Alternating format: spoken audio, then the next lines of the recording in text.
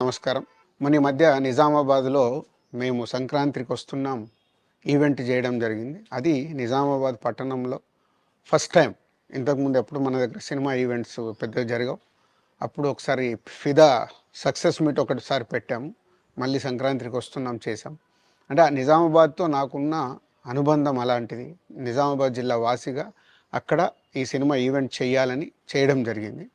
పోతే ఆ ఈవెంట్‌లో నేను మన కల్చర్‌లో ఉండే మన దావత్ గురించి, మటను, తెలగలు గురించి సంబోధించాను. నేను ఆ మాటలల్లో తెలంగాణ వాళ్ళని నేను అవమానించానని, తెలంగాణ హేళన చేశానని కొంతమంది మిత్రులు కామెంట్స్ చేసి సోషల్ మీడియాలో పెట్టారని తెలిసింది.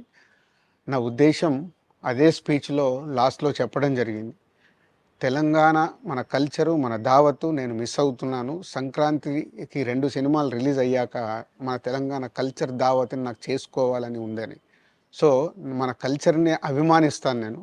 అదే అర్థం చేసుకోకుండా దాన్ని కొందరు సోషల్ మీడియాలో రాద్ధాంతం చేస్తున్నారని తెలిసింది. నిజంగా మీరందరూ ఆ మాట వల్ల ఏదైనా హర్ట్ అయ్యి ఉంటే నన్ను క్షమించండి. ఎందుకంటే నా ఉద్దేశ్యం అది కాదు. ఎందుకు చెప్తున్నానంటే, నేను నిజామాబాద్ జిల్లా బాన్సువాడలో 'ఫిదా' అనే సినిమా షూటింగ్ చేసి ప్రపంచవ్యాప్తంగా ఆ 'ఫిదా' సినిమా ఎంత అప్లాజ్ వచ్చింది. భానుమతి క్యారెక్టర్‌కి, మన తెలంగాణలో ఉండే కల్చర్‌కి ఆ సినిమా ఎంత ఒక ఫ్యామిలీ ఎమోషన్స్‌కి ఎంత విలువ ఇస్తామనేది చెప్పడం జరిగింది ఆ సినిమాలో. అది ప్రపంచవ్యాప్తంగా 'ఫిదా' సినిమా ఎంత పెద్ద హిట్ అయిందో మీ అందరికి తెలుసు. అలాగే 'బలగం' అనే సినిమా తీసినప్పుడు తెలంగాణ సమాజం మొత్తం మమ్మల్ని అభినందించింది.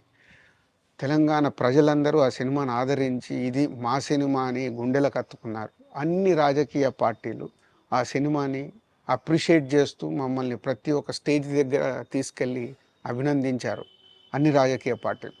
సో, ఒక తెలంగాణ వాసిగా ఒక తెలంగాణని అభిమానించే నేను తెలంగాణని హేళన చేస్తానని ఎలా అనుకున్నారో నాకు తెలియదు. పోతే దాంట్లో ఏదైనా మీ కమ్యూనికేషన్‌లో తప్పుగా అర్థమైంటే నన్ను క్షమించండి. మీ మనోభావాలు ఆ కొందరు ఎవరైతే దెబ్బతిన్నాయని అనుకుంటున్నారో వాళ్ళందరికీ నా విజ్ఞప్తి, మీ మనోభావాలు దెబ్బతింటే నన్ను క్షమించండి. ఇప్పుడు నేను ఒక సినిమా ఇండస్ట్రీ ఫెటర్నీ నుంచి ఎఫ్‌డీసీ చైర్మన్‌గా అయ్యాను. సో, మీ అందరికి తెలుసది.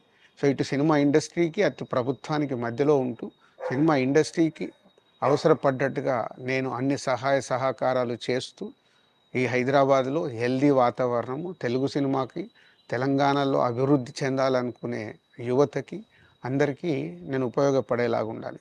మొన్న అలాగే పవన్ కళ్యాణ్ గారు గూడా చెప్పారు. యూత్ చాలా ఉన్నారు. వాళ్ళందరికీ గూడా సినిమా ఇండస్ట్రీలో ఇష్టం ఉన్న వాళ్ళని అప్‌గ్రేడ్ జేసి చెయ్యాలని. ఆ ప్రభుత్వంతో గూడా అక్కడ